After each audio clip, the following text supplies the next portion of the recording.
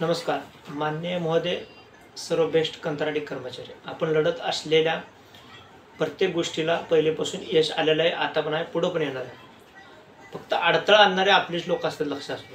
काही लोकांना किती जर सांगितलं शेवटी ते त्या साहेब म्हणून त्यांच्या पुढे जाणार राहणार, त्यांचं आयुष्यातच जाणार, कधी दुसऱ्यासाठी काय करणार नाही. ज्या गोष्टीचा पाठपुरावा करत असताना एक गोष्ट ज्या मी आता काल बदल्या झाल्या महाव्यवस्थापकची तिसरी वेळ, त्यांच्यासोबत 12 जणांच्या बदल्या. ह्या अगोदर कामगार भवनमधील एका उपायुक्ताची बदली, सहाय्यक आयुक्त यांची बदली केलेली आहे.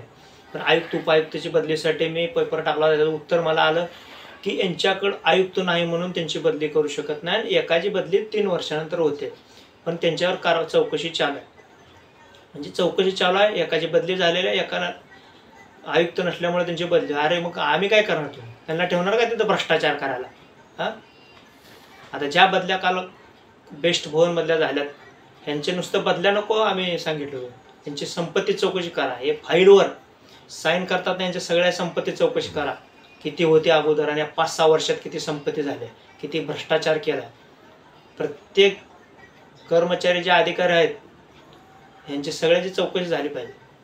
हे सरकार काय करते, यांना पाठीशी घालते आणि गुन्हा दाखलच होऊ देत नाही. कारण गुन्हा दाखल हे लोक घाबरून करतच नाहीत, कारण यांना माहीत आहे गुन्ह्यात सापडले सगळं अडकणार.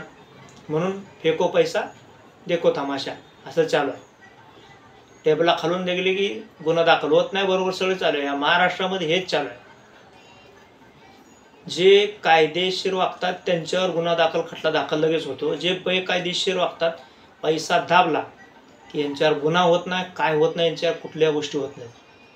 विचार करा, यांच्यावर गुन्हा दाखल करण्यासाठी राष्ट्रपतीपासून आज मुंबई मंत्रालयापर्यंत दबाव टाकला, तेव्हा यांचे एवढे दबाव, यांची प्रोसिजर चालू आहे. नाहीतर आजपर्यंत काय केले नसते. यांच्या फक्त बदल्या झालेल्या आहेत, बदल्या करत आहेत.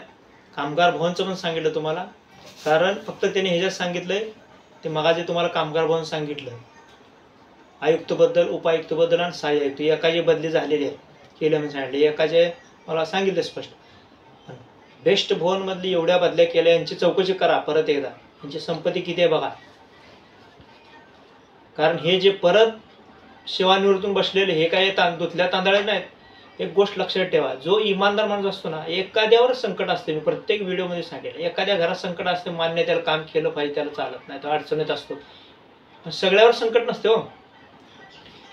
जो इमानदार असतो ना, परत येथे येत नसतो.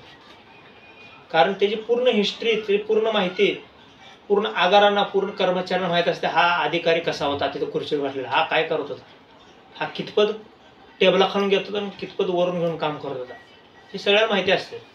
तरी पण ह्यांना काय नाही, ह्यांना माहीत आहे. त्यांना घरातच कोण विचारत होतं, बाहेर काय किंमत असते हो? बाहेरची कोण किंमत देतं माहीत आहे का? फक्त पैसा टेबला खालून देणारे हेच लोक यांना किंमत देतात. इमानदार माणूस यांच्यावर कोण जात नाही, विचार करा.